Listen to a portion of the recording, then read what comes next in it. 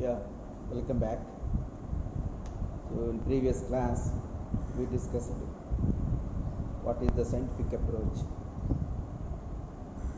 So as a part of that concept, now we have to see what are the elements of the scientific approach or scientific method. So there are some characteristics for the scientific approach or the scientific method. So now we have to see what are the elements or characteristics of the scientific method. According to Dr. S.R. Bajpai, the scientific method has two important bases. One that deals with method employed and the other is with the result achieved. Of the two, second one is more important, that is result achieved. So whatever method you follow, the scientific method mainly focuses on result achieved, what result we achieve. To quote Wolff, any mode of investigation by which science has been built up and is being developed is entitled to be called a scientific method. He has mentioned three characteristics of science or scientific method. One is critical discrimination. The second one is generality and system. The third one is empirical verification. Any method of study by which the above objectives can be achieved may be termed as scientific method. Any method of study.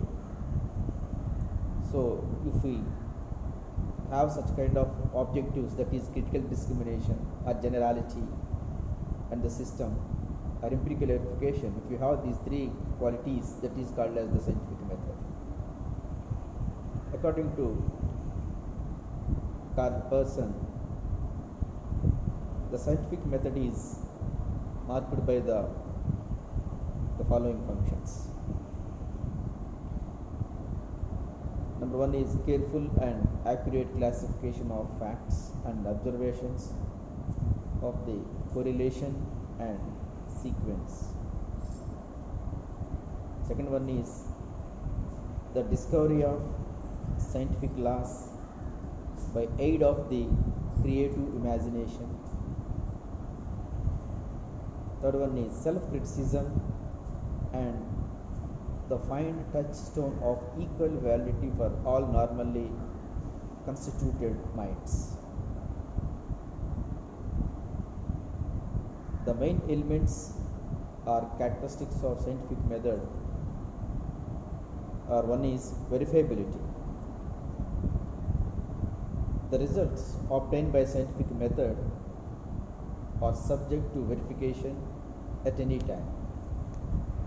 Verifiability presupposes that the phenomena must be capable of being observed and measured. According to Lindborg, if the verification of education or verification of deduction involves condition of observation which is impracticable or impossible of attainment, the theory is metaphysical rather than scientific. Besides capable of being measured,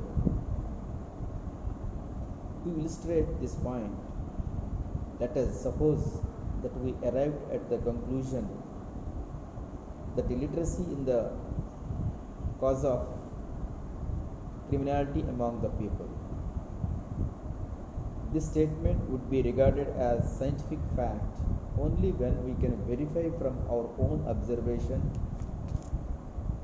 that the ratio of criminals among the literates is smaller than that among the illiterates.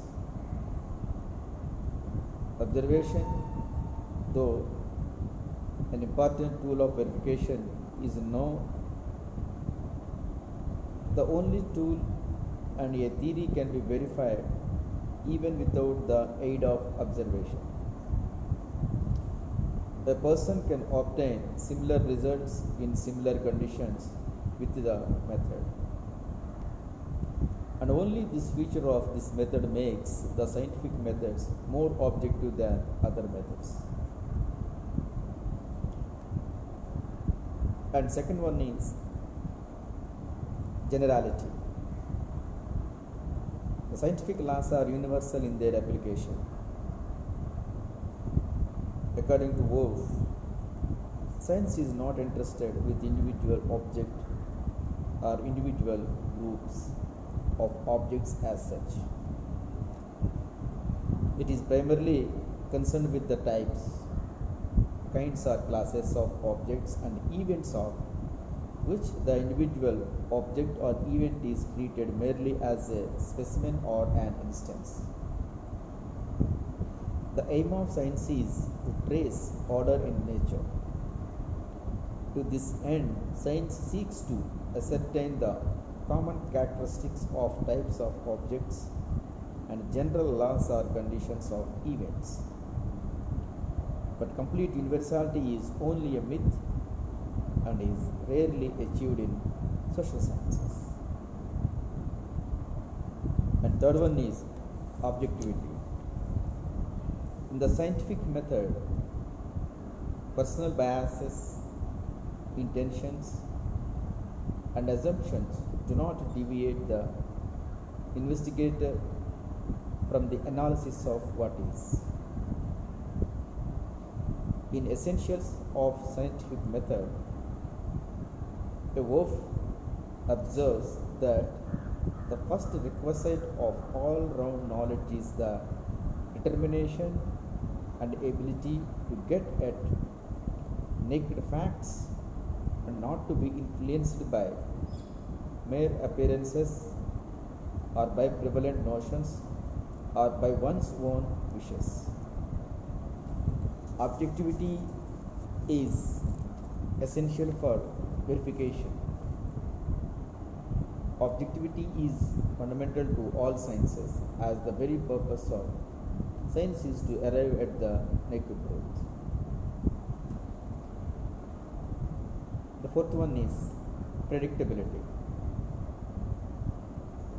Another characteristic of scientific method is that it even predicts about the happenings of the future under similar conditions and under changing situations.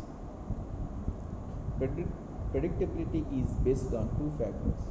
One is fixity of relationship between cause and effect, and the stability of causative factors themselves.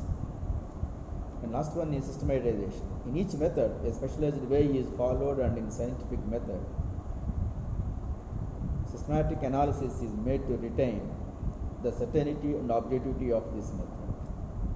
So these are the basic elements of the scientific method.